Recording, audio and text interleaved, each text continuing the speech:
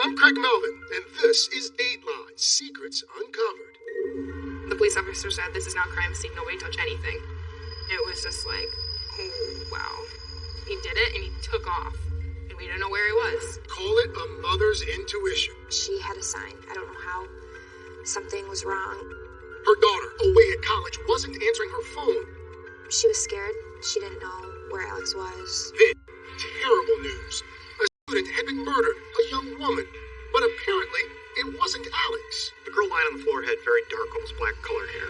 She had much lighter hair. So who was it? And where was Alex? At that point, it was one dead and perhaps another missing. The killer could be roaming a campus full of students. We were really scared. A mysterious tweet. What do you think it meant? I don't exactly know. A terrifying phone call. My son is called told me to kill him. And a terrible I didn't know how. I didn't know who. I didn't know anything. I just know she was gone.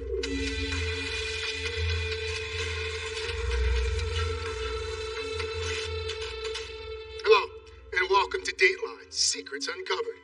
Alex Kogut was a typical college freshman. She hit the books, made new friends, and tried to keep her long-distance relationship alive. Alex had been holding on to a dark secret, one she did not share with her closest friends and family. Police were about to make a terrifying discovery in her dorm room, leading many to wonder if her silence had dire consequences. Here's Andrea Canning with After Midnight. Every year, as summer fades into fall, and lazy days at the beach come to an end, students flood back to college. It's the same scene year after year at campus after campus. And every year, there's that new bunch, the freshmen. I was nervous for classes the first day because, I'm that scared little freshman. All those worries, all those questions. Do I really have to go to these classes, and what's this teacher like, and all that kind of stuff? They're not quite adults, they're not quite teens, but now, suddenly, they're on their own. I mean, leaving home for the first time can be scary. Scary for the kids, for their parents too. Every mom has that. My baby is going to college, yes. Most of the time, kids sail through the experience. They make new friends, date new people, and move on. But there are others who are not so lucky. They are the victims of a troubling trend that's caught the nation's attention: dating violence.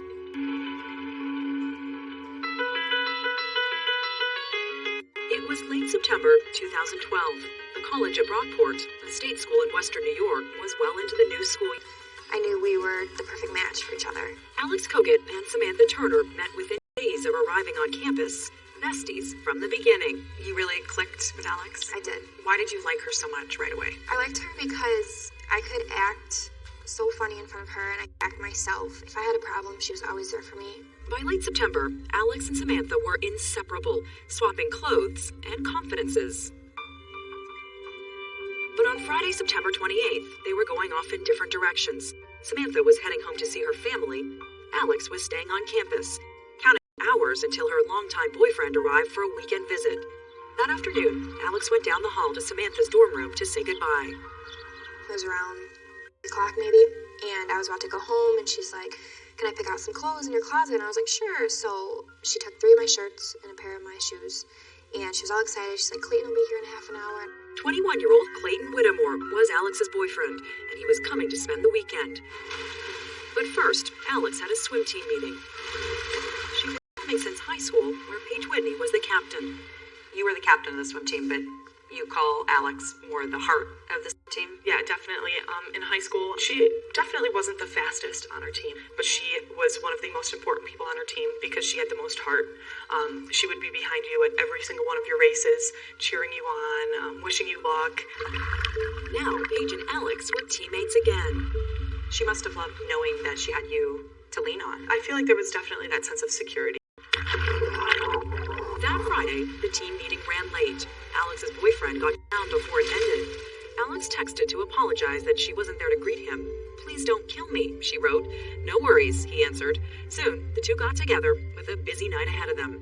Midway through the evening, Samantha texted Alex. And I told her, I was like, "Can't wait to see you tomorrow. Love you, good night," and then she said the same. But later, in the early hours of Saturday morning, Samantha was awakened by a call. Alex's mother was on the line. The world was up. She was scared. She didn't know where Alex was, what she was doing. She had a sign. I don't know how.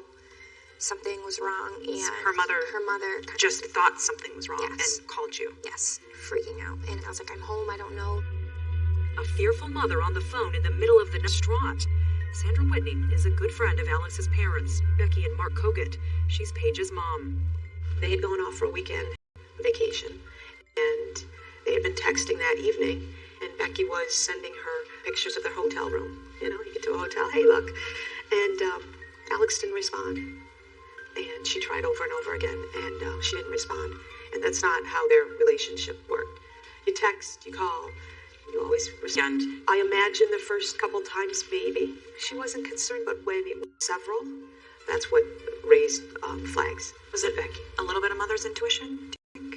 I imagine it was. Alex's mom worked the phone frantically, trying anyone who might know where her daughter was. Finally, at 2:42 a.m., she called the campus police to ask them to go to her daughter's dorm room to check on her.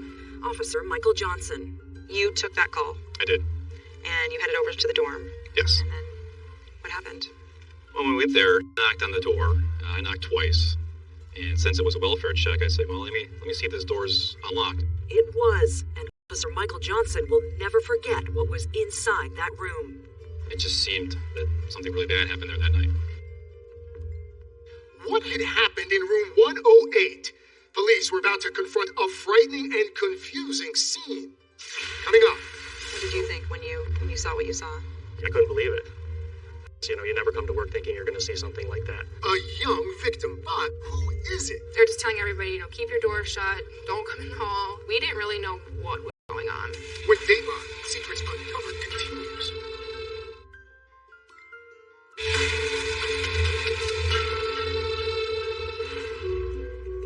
Officer Michael Johnson, a cop at the college at Brockport, was on a routine welfare check at a dorm room early one Saturday in September 2012 when he got the shock of his life. We don't see that level of violence that often. Room 108 was wrecked. There was blood everywhere, on the bed, on the door, on a pillow on the floor. And in the center of the room was a young woman lying on the floor, face down, her bloody hair falling over her face. It seemed very unnatural the way she fell.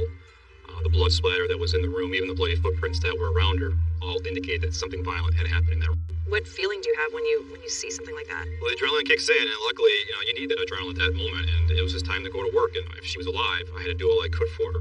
Officer Johnson knew he needed help fast. And I heard this guy yelling. I thought it was a Emotion woke her up. and I noticed the man was yelling for help and stuff. So I woke up and I started looking through my peephole, and it was a police officer yelling. Lieutenant Daniel Vasile works with Officer Johnson on campus force. He radioed me for the AED, so What's the AED? it's the defibrillator. So I arrived, I grabbed it, I went running to his location. What did So you think when you saw what you saw? I couldn't believe it. I guess, you never come to work thinking you're going to see something like that. Haley Plymale was now glued to her peephole. She saw residence officials everywhere. They're just telling everybody, keep your door shut, don't come in the hall. And we didn't really know what was going on. The news was spreading. Haley was fielding a storm. He's hurt, but I don't know what's happened.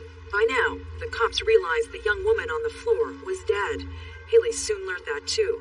What happened was the ambulance showed up, and the police officer said to the paramedic, we only need one of you to go in and to pronounce her. And the paramedic went in and came out, pronounced her Jane Doe, and it was just like, oh, wow. I knew that meant that they couldn't identify who it was, and they left. And I woke my roommate up and I said, somebody's died. And she didn't believe me at first, and I told her, they left. The stretcher had nobody on it. The students, on their phones, tried to stay calm, but it wasn't easy. After all, a college residence is supposed to be safe. But now, there might be a killer on the loose. We were really afraid. And, the police officers were like, you're okay, we're here, you're safe. But we were really scared. Haley went over and over the events of that night in her mind, and she remembered something. About 1:15 a.m., as she was trying to go to sleep, an unusual sound. But was it related? It was little thud, thud, and then it was maybe a pause, and then it was like more, and then like kind of another break. And some of them were louder than others. Now, as the activity in the hallway intensified, Haley heard a line straight out of a cop show. The police officer said, "This is not a crime scene, nobody touch anything." So at that time, I knew that we had to just do our jobs and we had to preserve everything, for the safety of the rest of the campus. The officers had a million questions. Number one, who was the girl lying with her face to the floor? Alex Kogut, they'd been asked to check on, had blonde hair. There were pictures of her in the room. The girl on the floor was a brunette. Was she Alex's roommate? It was hard to know. Well, where's Alex? Right. Yes. The cops learned that Alex had entered the dorm with her boyfriend after midnight, and then they made a startling discovery. When they looked closer at the photos in the room, they saw a young man they recognized. In fact, they'd issued him a ticket that very night. So we knew who we wanted to look for at that time. It was Clayton Whittemore, Alex's boyfriend. They needed to find him, and fast. He might lead them to Alex. If we have someone that did this violent act here in this specific room, what is he capable of doing when he leaves here? Coming up, a missing boyfriend and anxious best friend. I rushed here. 4 in the morning. 4 in the morning. And a mystifying murder. What's your gut telling you happened? I couldn't put together what happened because it was so violent. There were so many things that didn't make sense in the room that it's very hard to just say, okay, this is what happened, case closed. When Dateline Secrets Uncovered continues. Investigating the murder in McLean Hall weren't sure who the victim was, but they'd recognized a young man in photos in the dorm room. They'd seen that same young man when they were patrolling the campus earlier that night. I observed a couple coming down the street here, on Utica Street. We could see that he had an open container in his hand. As he kept coming, we intercepted him right here on the sidewalk. I requested his ID. I could see that it was an open beer can, and I explained to him that we have a local ordinance here that says that you cannot have an open container. Did he seem angry? Was he agitated? No, he was actually very cooperative. So I gave him the ticket, and they started to walk away right down the sidewalk right here. The young man who got the ticket was Clayton Whittemore, returning home from a party with his girlfriend, Alex Kogut. And when they left, did they seem fine? They seemed normal to me. In fact, I was even doing small talk with the female that he was with and was able to make her laugh a little bit. If anything was bothering her, she didn't let us know. So just a normal couple out on a Friday night, and wasn't quite the last of him. No, and as they both started walking away, I observed him drop the beer can. He just dropped it right into the ground. And I made a comment to him that could be another $100 fine. And he did comply, and he went back and he picked it up, and after doing that, that's when I saw him cross the street here. And at the same time, the female stayed on this side of the street. And then they both continued to walk on separate sides of the street. Alex and Clayton had been dating for a year and a half by then. They were both from the town of New Hartford in central New York. They got together when Alex was in high school. Clayton had already graduated.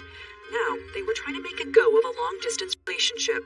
They really wanted to make it work and stuff, and I think it was working. I think she really Spent together. It was kind of just little things here and there, like, oh, I can't wait to see him, like, I miss him. You could just see it in her eyes that she really did want to be with him. Clayton, number 21, had been a standout hockey player in high school. After he graduated in the spring of 2010, he spent a season playing for a college prep team in Florida, living with a host family there. He was like the star player. He was the guy that scored the goals. Hunter Fernandez, one of Clayton's teammates, lived with the same host family. Paint a picture of Clayton for us. He was hardworking.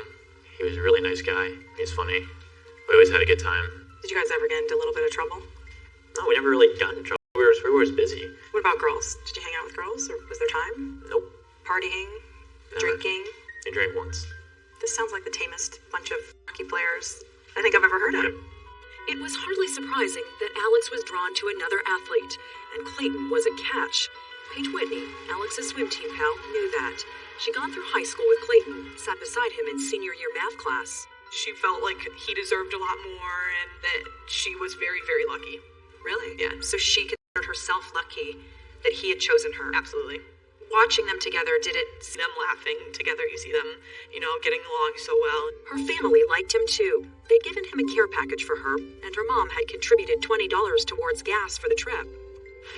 Once Alex's swim team meeting ended that day, the couple met up, had some alone time in her dorm room, then went to dinner. Alex and Samantha were texting, of course. I asked, how she was doing, what she was doing, and she's like, oh, well, we're out to dinner right now. And then they went out to a friend's house, and then when they came back to the dorm. On the way back, Clayton got that ticket, and the cops saw the two walk away separately. Then, at 12:13 a.m., Alex posted a cryptic tweet. "Should have known," it read. "Should have known." What do you think it meant? It probably does have something to do with Clayton, but I don't exactly know. Minutes later, Alex swiped her car to enter her dorm with Clayton. It was 12:17 on Saturday morning. So now, investigators were desperate to find out where Clayton Whittemore was and whether Alex was with him. Luckily, we had all his information from the ticket that Lieutenant Basile issued him. But Clayton had been a model of cooperation then. What could he tell them, if anything, about what had happened in the dorm room that night? What's your gut telling you happened? I couldn't put together what happened because it was so violent. There were so many things that didn't make sense in the room that it was very hard to just say, okay, this is what happened. Case closed. What were the... Alex and Clayton were on the run, and this was the roommate that was on the ground. Maybe Alex was abducted by Clayton. Maybe Clayton had hurt the roommate. A lot of things are running through your mind. Yes. Lots of things on other people's minds, too. At her parents' house, Samantha Turner, Alex Koget's best buddy, was phoning all her friends. When she got through to her roommate, a college official got on the line and told her there was a situation. And then I broke down, and I grabbed my sister, and I was like, we need to go to Rockport now. And then I rushed here. 4 in the morning. 4 in the morning. And got here, saw the police cars. You didn't know at this point what had happened still? I didn't know exactly who it was. Hundreds of miles away, a frantic mother waited, desperate for answers. But when those answers came, they would be unbearable, and they were coming soon from the killer himself. Coming up, 2 frantic phone calls from a mother. She said she was breathing and she stopped. Then he said the girlfriend stopped breathing. Yeah. And a son. What's going on there, bud? I did something. What Dateline Secrets Uncovered continues.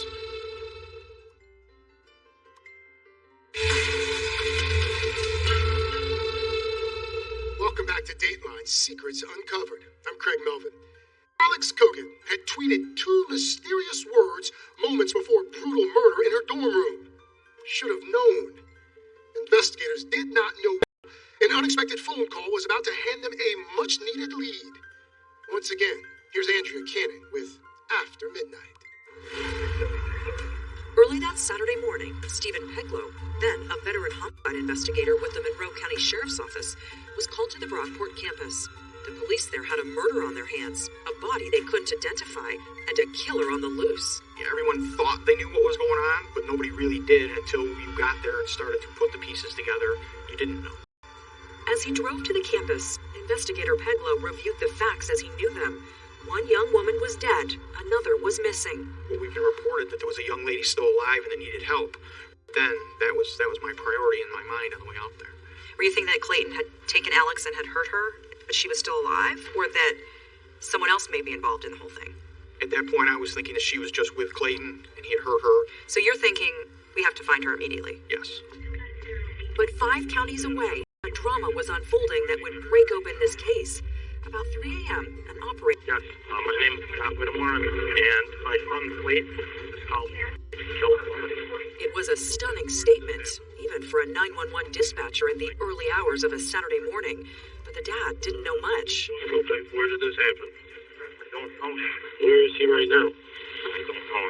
The father reported that his son was in a bad way. He's talking about killing himself, too. I don't know what's going on. He got in trouble. The divorced dad admitted that he was out of the loop about family matters. Now he was doing his best to stave off a tragedy. Do you know if he has any weapons? I don't know if he did ask me for one I have. I have a permit for a pistol. He asked me for one. He asked you for your pistol? Yeah. He doesn't have it. And did he say what he wanted to do with it? Kill himself. The dispatcher asked Scott to call his son back to find out more. Minutes later, the father was back on the line. Hey, Scott. He has a girlfriend in Brockport. His mom thinks he's probably on his way home from Brockport. The 911 dispatcher got Clayton Whittemore's mother on the line. Hey, Sandy? Yes. We're trying to find your son. Do you think he was out visiting his girlfriend at SUNY Brockport?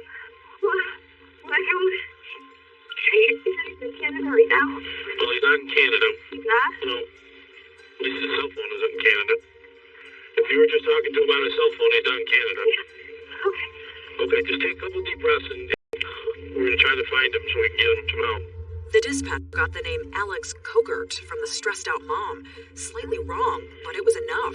Seconds later, he was on the phone to the campus cops in Brockport. And now, finally, the pieces of the story began fitting together. We got a call from a father about an hour ago that said his son called him and said that he killed somebody. We picked his phone over at your college. Yeah, that's what we're looking for. Oh, you're looking for him? Yeah, well, I'm earlier on an open container at midnight. Well, is the girl okay? I mean, we're kind of concerned about what's going on. We don't know where this Alex Kogan is. Okay. We can't locate her, but her roommate is DOA. That's the theory the campus cops were acting on, that the roommate was dead and Alex was with Clayton somewhere. But then, new information from Clayton's mom. Clayton had just called his sister and told her a frightening story about Alex. She said that like he said she was breathing and she stopped. And he said the girlfriend was breathing. Yeah. Clayton's mother was beside herself. Did you get a hold of the college out there? Yeah, they're looking for him. We don't know what the heck's going on, so everybody's out looking to see if they can find him and make sure they're okay. And then, this time, it was the call everyone was waiting for. Clayton Whittemore was on the line. What's going on there, bud? I did something. It was 3:44 a.m. The horror of what had happened in room 108 would soon be revealed. Coming up, the girl lying on the floor had very dark, almost black colored hair. And when you saw the photos that Alex had put up in her dorm room of her and Clayton, she had much lighter hair. Who had Clayton Whittemore killed? I didn't know how, I didn't know who, I didn't know anything. I just know she was gone. When Dateline Secrets Uncovered continues.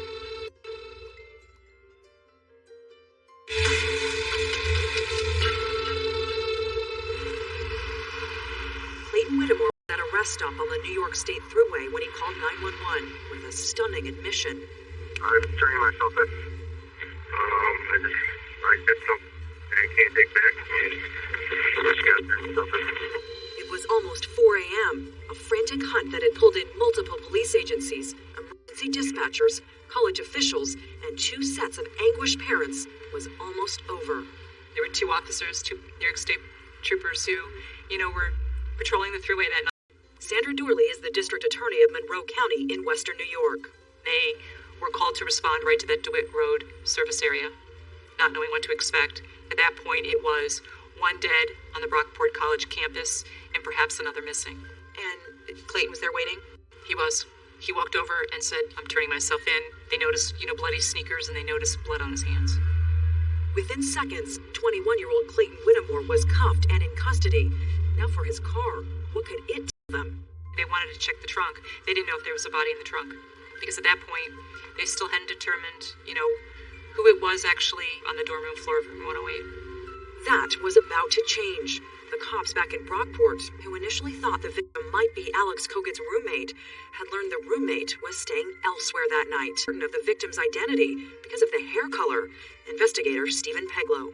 The girl lying on the floor had very dark, almost black colored hair. And when you saw the photos that Alex had put up in her dorm room of her and Clayton, she had much lighter hair. The roommate had darker hair. Investigators knocked on students' doors, questioning them. Then, a nugget buried in a conversation. They learned that Alex had recently dyed her hair brown. They had what they needed to ID their victim.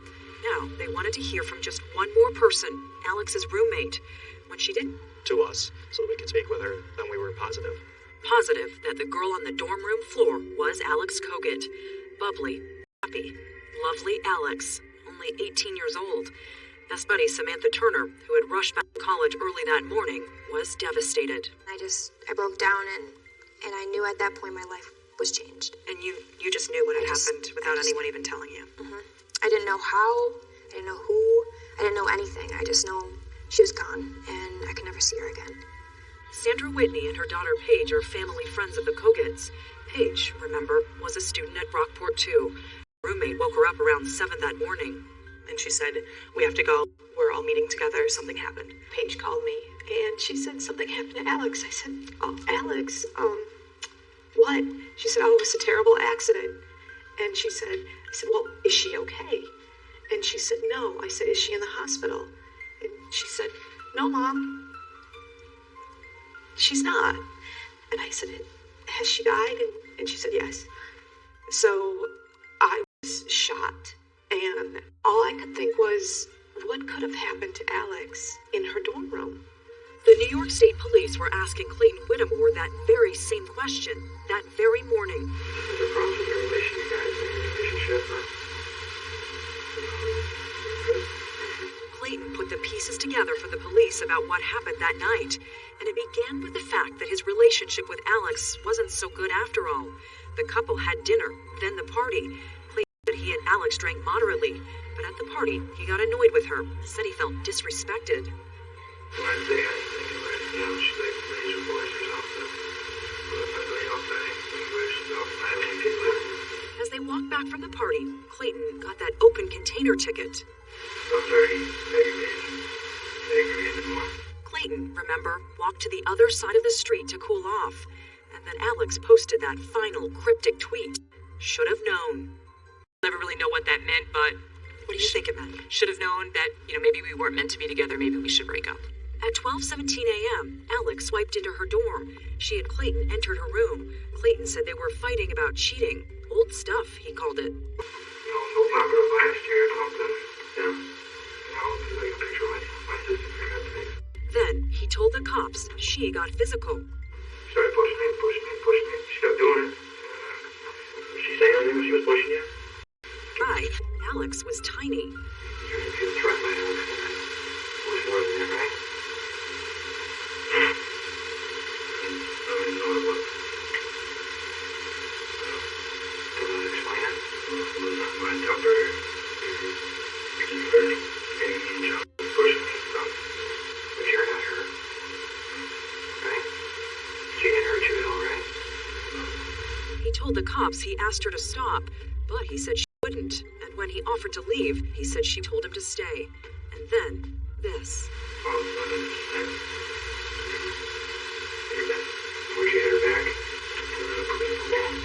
The attack that followed was savage, unthinkable. In a tiny dorm room, surrounded by sleeping students, Clayton Whittemore beat his girlfriend to death. Investigator Peglow has seen plenty of homicide scenes, but never one like this. There was a few of us in the room, and people, okay, well, I have blood on this, okay, I have blood on this, and give you an idea of the rage that had gone on in that room. Peglow, who has studied the interview video, says there's one thing he can't forget. Clayton told police that near the end, he realized Alex's breathing had become labored, that the girl he said he loved was dying. You know, we've been watching animal suffer, okay? Die. Yeah. Okay. That's why I did the other stuff that I did, because, as someone you love, I'm not gonna watch stuff with her. Yeah, okay. So, you see her suffering and you think she's gonna die, is that right? You didn't think, getting help? Didn't get help. Didn't call an ambulance.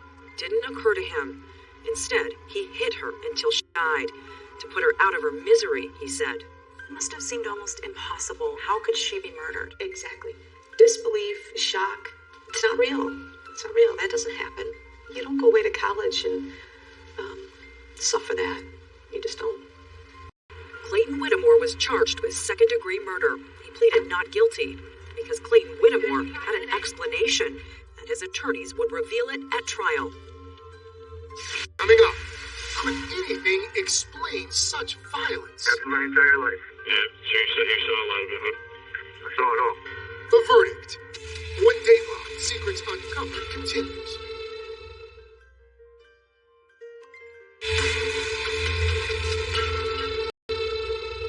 Welcome back.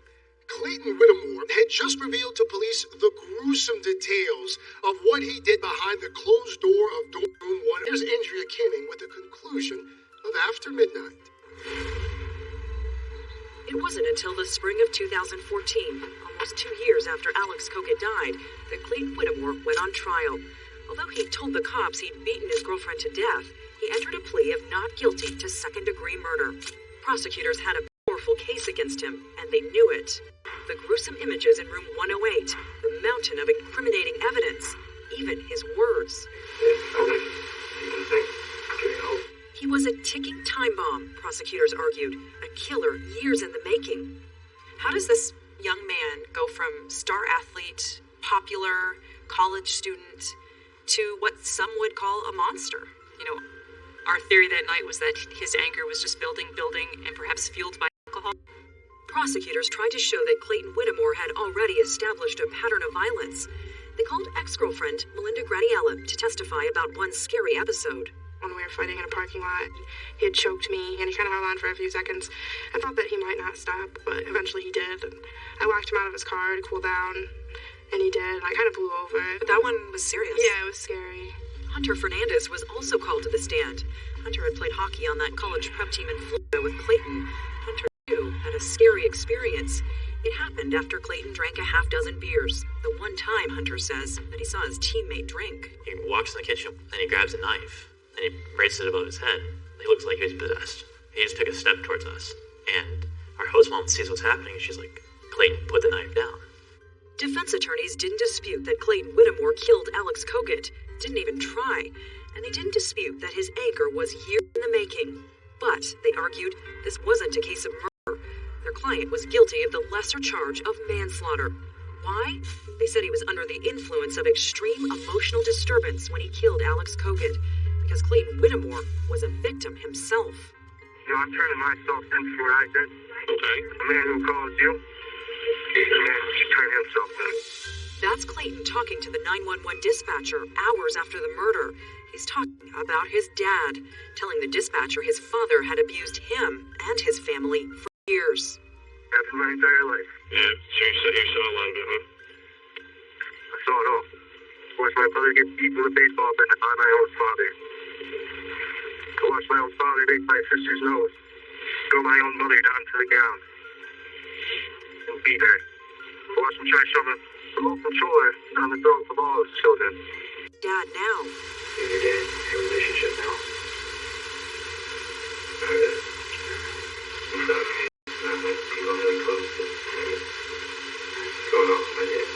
Before he was arrested, Clayton wrote a bizarre apology to Alex and the Koguts.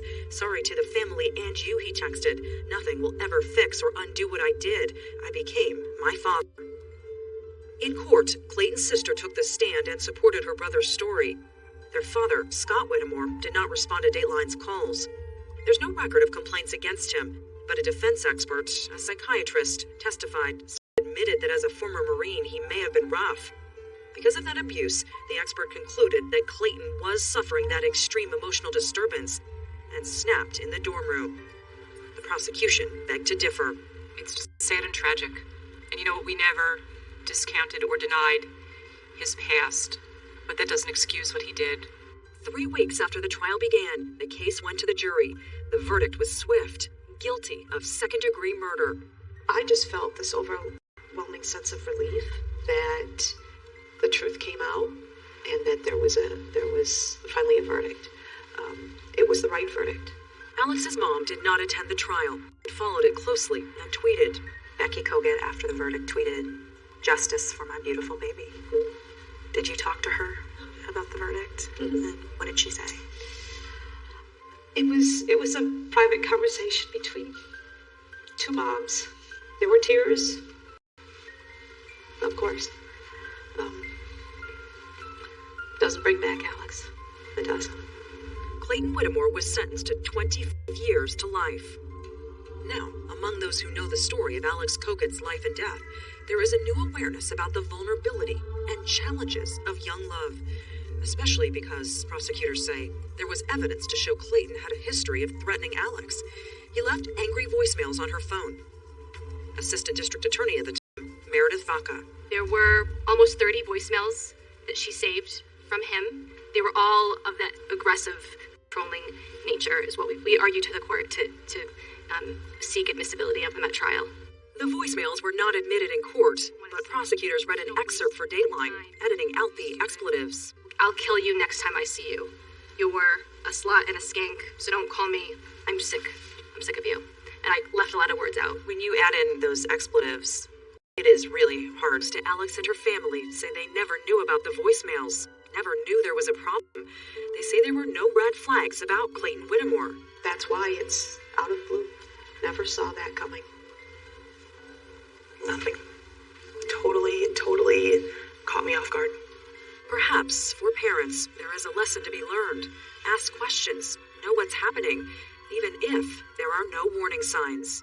Even if, they might be not wanting to talk. Started the Purple Pinky charitable foundation to campaign against dating violence. Purple symbolizes the fight against domestic violence. It was also Alex Koget's favorite color. Sandra came up with the idea as she comforted Alex's former teammates. And I said, so paint your pinkies purple, and this is for Alex. You have more strength in your little finger than the worst thing that can come at you. 2 years later, there were still purple ribbons in Alex Koget's hometown. Still friends tending a college memorial to honor students who have died at a college that has itself had to heal. A college that has since opened a center to raise awareness about dating violence. And there are still those, like Paige Whitney, who will never let the memory of a graceful, joyous, young spirit fade away. For the rest of my life. Whenever I see purple, I will think of her. Whenever I hear a story of any type of domestic violence, I will think of her. And I will not stop telling her story. And that's all for this edition of Dateline Secrets Uncovered. I'm Craig Melvin. Thank you for watching.